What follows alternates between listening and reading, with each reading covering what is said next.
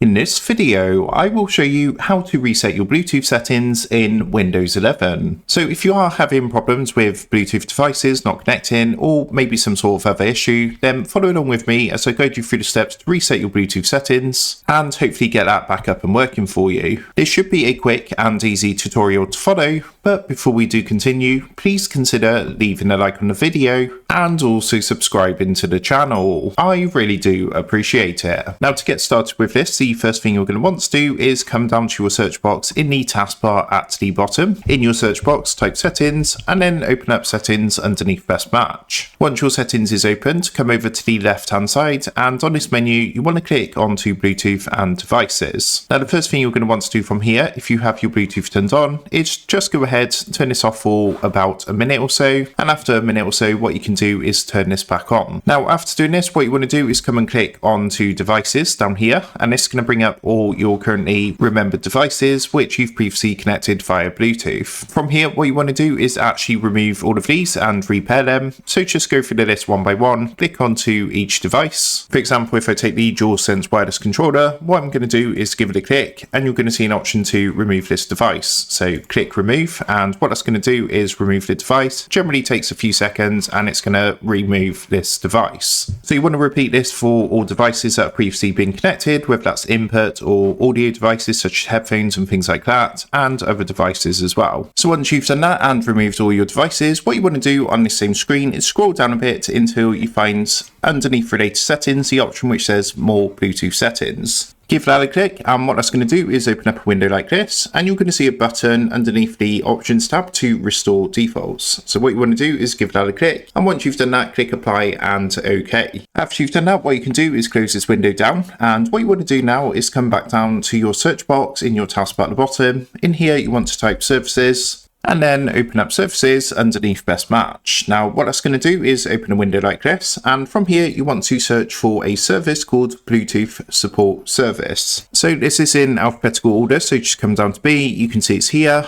click to highlight, then what you want to do is right click onto the Bluetooth support service and click restart to restart the service. Once you've done that, it might ask you to restart your PC, at which point you're going to want to restart your PC to apply the changes so far, and it's just one final thing you're going to want to do to fully reset your Bluetooth settings. Once your PC has restarted, what you want to do is come down to your search box in the taskbar at the bottom. In the search box, type CMD, and then open up command prompt underneath best match. Make sure to right click onto command prompt and select the option to run as administrator. On the permission that comes up, just click yes, and that's going to open up your command prompt window. And what you want to do on here is enter the following command, which is net sh space winsock space reset, and then hit enter. Once you've done that, type the next command, which is net sh space int space ip space reset, and then hit enter. Once you've done this, type exit and hit enter to come out of command prompt, and all you need to do now is basically restart your PC. Once you've restarted your PC, that's going to apply all the changes and your Bluetooth will now be reset.